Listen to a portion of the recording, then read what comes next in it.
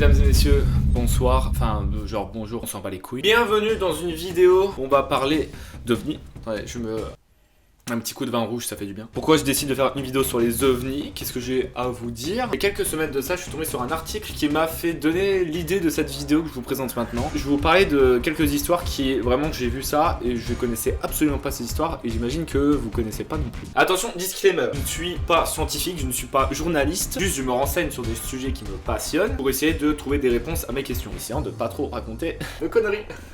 Passons aux choses sérieuses. Un jour, sur Google, j'ai tapé comment augmenter la taille d'une société. Non, j'ai pas écrit ça. En fait, j'ai juste tapé OVNI et je suis tombé sur ça. Un article du Figaro, et c'est une info que les journaux du monde entier ont relayé. Le Sénat américain a adopté cette semaine le projet de création d'une agence pour enquêter sur les ovnis. Mais pourquoi? Parce que j'ai compris, beaucoup de chercheurs et spécialistes ont réclamé des moyens pour développer la recherche sur les ovnis, car on aurait assez de preuves qu'il y a potentiellement quelque chose d'anormal dans notre ciel. En tout cas, il y a de quoi se poser des questions. Et les ovnis, ça existe. Puisque par définition, c'est un phénomène aréologique non expliqué, et on en voit tous les jours dans le monde entier. Et de là à dire que ce sont des hommes verts, pas non plus pousser mes mains dans les orties, tu vois. Objet volant non identifié. C'est pas dit dans sa définition que c'est forcément un extraterrestre. Même si c'est la première chose à laquelle on pense, mais c'est faux du coup.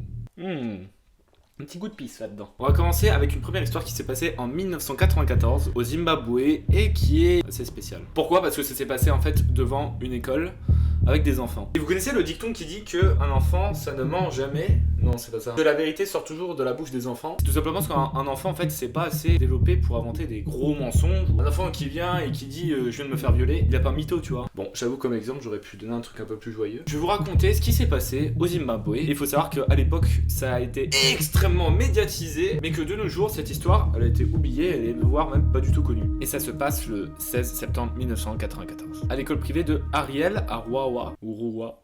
C'est une école avec 62 élèves âgés de 5 à 12 ans. Les professeurs ils font une pause réunion, donc pour eux les enfants c'est la récréation du coup. Et pendant la récréation, les enfants âgés de 11 à 12 ans, les plus âgés, surveillent les plus petits de 5 à 10 ans. Sauf que les plus petits enfants, ils vont faire une connerie. Ils vont aller s'aventurer dans la zone limite de la cour de récréation. Ils vont se barrer parce qu'apparemment ils sont attirés par une lumière. En fait, de base, c'est délimité la cour de récréation parce que s'ils vont trop loin, c'est des hautes herbes et il y a beaucoup de serpents. Et un enfant de cet âge-là, s'il croise un serpent, il est bouffé quoi. Les gamins partent loin dans l'herbe et là, d'un coup, qu'est-ce qu'on entend? Des cris de secours et des cris de peur. Donc, les enfants les plus grands de 10 à 11 ans qui sont chargés de les surveiller, qu'est-ce qu'ils font? Ils partent en courant directement les rejoindre en leur disant mais man, pourquoi tu hurles comme ça? Et là, c'est là qu'ils se rendent compte du pourquoi, du comment tout le monde est paniqué. Car se situe devant eux une énorme soucoupe volante qui, on a l'impression, suit les poteaux électriques. Mais c'est pas tout. C'est pas tout. C'est-à-dire que les enfants voient devant eux également des extraterrestres. Je connais l'histoire et là je suis pas bien, j'ai un peu chaud, je vous avoue. Les phénomènes se posent près de la zone de récréation. Un être est observé, ce n'était pas un humain. Je ne sais pas ce que c'était, mais il y avait une grosse tête et de gros yeux noirs et portait une combinaison noire. Il a de longs poils sur les joues et de longs cheveux. Je pensais d'abord que c'était le jardinier, puis je me suis dit c'est un extraterrestre. Le petit être, plus ou moins 1 mètre de hauteur, est apparu au-dessus de l'objet. Il a marché en sautillant à travers le terrain accidenté. Il nous a vus et a disparu. Pour oublier. Donc ça c'est dit de la bouche d'un enfant. Et dans la salle de réunion, personne ne les prend au sérieux. Ils ont vu un jardinier, ils ont vu un tracteur, ils inventent, etc. C'est des conneries quoi. Ils sont absolument pas pris au sérieux. À un point où les profs vont même pas voir ce qui s'est passé, tu vois. On était en pleine réunion, aucun enseignant n'a aperçu quoi que ce soit. Quelques élèves ont pris des collègues à partie pour leur signaler cette étrange présence. Mais nous n'y avons pas prêté attention. J'ai commencé à prendre l'affaire au sérieux quand des parents d'élèves sont venus me voir et inspecter les lieux de l'incident. Ok, mais qu'est-ce qui se serait passé juste après ça? Qu'est-ce qu'il en est de l'OVNI et de ces extraterrestres? L'objet a ensuite décollé très rapidement et a disparu. On estime que l'événement il a duré à peu près 15 minutes, donc c'est quand même assez long, on a le temps de bien voir, de bien apercevoir les détails de ce qui se passe autour quand même. La journée se termine, les enfants rentrent chez eux le soir et ils racontent tous tout aux parents. Et ça a été extrêmement médiatisé à l'échelle mondiale et ça a fait même la une sur la BBC. Et c'est arrivé aussi vite que c'est reparti, donc on en a plus du tout reparlé après, c'est pour ça que cette histoire elle est absolument pas connue. Si cette histoire vous intéresse plus, en description je vous mets le lien de l'article et d'une vidéo qui vous ramène vers cette histoire et qui explique tout en détail. Je vous avoue, il y a quand même certaines choses à prendre avec des pincettes, mais globalement, on se pose des questions. Je vais enlever ce haut parce que on va passer à des choses Extrêmement sérieuse parce que là, je vais vous raconter une histoire qui s'est passée en France. Plus précisément à Paris, et encore plus précisément à un aéroport, et celui de Orly. C'est actuellement à 20 minutes de chez moi, c'est sympa. Dans la nuit du 17 au 18 février 1956, à environ 22h50, apparaît sur le radar de l'aéroport civil d'Orly un écho correspondant à un objet d'une taille 2 fois supérieure à celle des plus grands avions alors en service. Donc t'as un mec sur le radar, il voit qu'il y a un objet qui est 2 fois plus grand qu'un avion, qui a des dépassements un peu chelous, vous allez voir. Les vitesses de cet appareil volant varient de l'immobilité totale à une vitesse de 2500 km/h. Le truc qui fait... La météo était exceptionnellement froide durant tout ce mois de février, plus froid que jamais, et il n'y avait aucun orage, le ciel était clair et sans nuages. Et là ça va devenir très chaud, parce que c'est pas juste on voit un ovni, c'est... Vous allez voir. Alors que l'objet est toujours détecté sur les radars, un Douglas Dakota DC-3 de Air France, transportant des passagers d'un vol régulier en provenance de Londres, entre dans le champ du radar. Donc on aperçoit la soucoupe volante et l'avion sur le radar. Et là... ça devient très chaud. Parce que l'OVNI, qui ne bougeait pas à ce moment-là sur le radar, il se déplace d'un seul coup à 250 km/h en direction de cet avion, qui transporte des passagers. La tour de contrôle d'Orly appelle alors le DC-3 pour lui demander s'il ne voit rien. Le pilote répond qu'il voit une lumière rouge clignotante se dirigeant vers leur avion, apparemment à une très grande vitesse. Le pilote, il leur dit, moi l'appareil, je le vois à peu près à tel endroit, et la tour de contrôle confirme que ce qu'il voit, c'est bel et bien un ovni. Le pilote prend l'initiative de changer directement de direction, de cap, pour éviter une collision.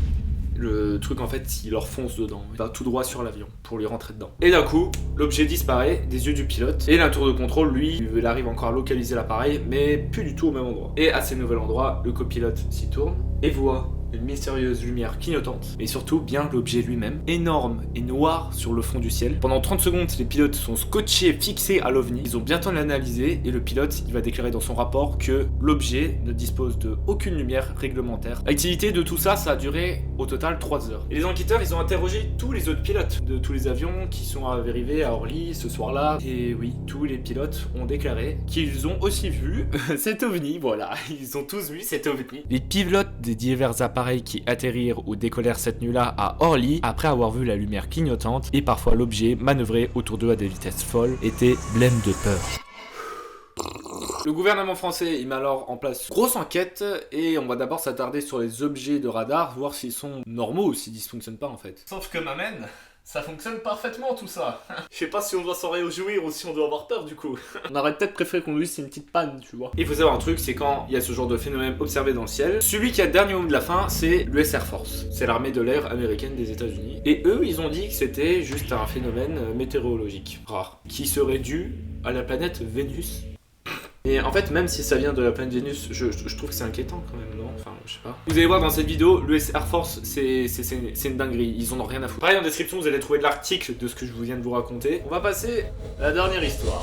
Le 10 mai 1957, vers 22h45, un homme se balade à vélo à Beaucourt-sur-l'Ancre. Cette histoire se passe en France, en fait. Voilà. Encore une fois. Lorsqu'il aperçoit un puissant signal lumineux et 4 silhouettes. Pardon, je sais pas pourquoi je pensais cette voix de tellement vrai. Effrayé, l'homme roule à toute vitesse et finit sa chute dans le fossé là où est déféqué. Non, c'est une blague. L'homme roule à toute vitesse vers la maison la plus proche. Les propriétaires s'empressent de l'accueillir et écoutent son histoire. Tous trois regardent par la fenêtre et observent une lumière qui oscille entre le rouge et le blanc. Près de la lumière, les témoins parviennent à distinguer 3 hommes qui mesurent environ 1m50, vêtus d'un costume beige et gris. Il y en a qui sont placés sur la route et t'en as d'autres qui sont dans le champ. À ce moment-là, quel est leur premier réflexe? Enfin, du coup, pas le premier, parce que en fait, c'est 30 minutes après qu'ils ont appelé la gendarmerie pour leur signaler ce qu'ils viennent de voir. Les policiers se ramènent, ils les accompagnent au lieu où ils ont vu ce qui vient de se passer et ils trouvent quelque chose. Une substance assez bizarre qui est noire et qui est collante sur le sol et qui semble prouver qu'il y avait bien quelque chose à cet endroit là, et que donc les témoins ont vraiment vu quelque chose ici. Une enquête qui est faite en France, et la première conclusion c'est que aucun pays ne possède un avion, un engin qui correspondrait à ce qu'ont décrit les témoins. C'est-à-dire que pour l'instant on est en mode c'est ce que vous venez de voir, mesdames et messieurs,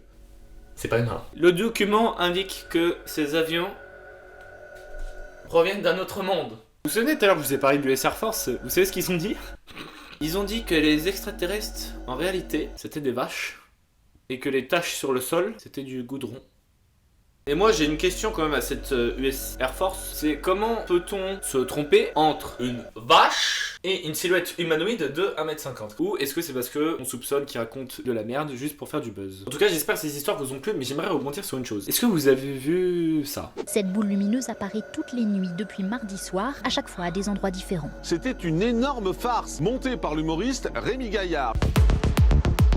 Voilà, ça voudrait dire que si un jour on a vraiment des ovnis qui atterrissent et que c'est filmé par des journaux, on va le savoir. J'espère que ce format vous a plu. Si ça vous a plu, je pousserai encore le format plus loin. Peut-être qu'un jour je peux recueillir des témoignages, peut-être qu'un jour on peut se déplacer à des endroits, rencontrer des gens. C'est vrai également que je suis un grand fan de tout ce qui est paranormal. Sachez qu'un jour d'ailleurs si je vais dans un lieu hanté et que j'en fais une vidéo, c'est vraiment que c'est un lieu qui est réellement hanté. Je veux aller dans un endroit mec où on a la preuve qu'il s'est passé des choses, ok? Attention, n'oubliez pas le petit like et l'abonnement, ça fait toujours plaisir. Merci du soutien que vous apportez à la chaîne. N'oubliez pas la chaîne secondaire où il y a des vidéos gaming et d'autres vidéos qui vont arriver encore. Je vous dis à bientôt, c'était Théo. Ciao ciao.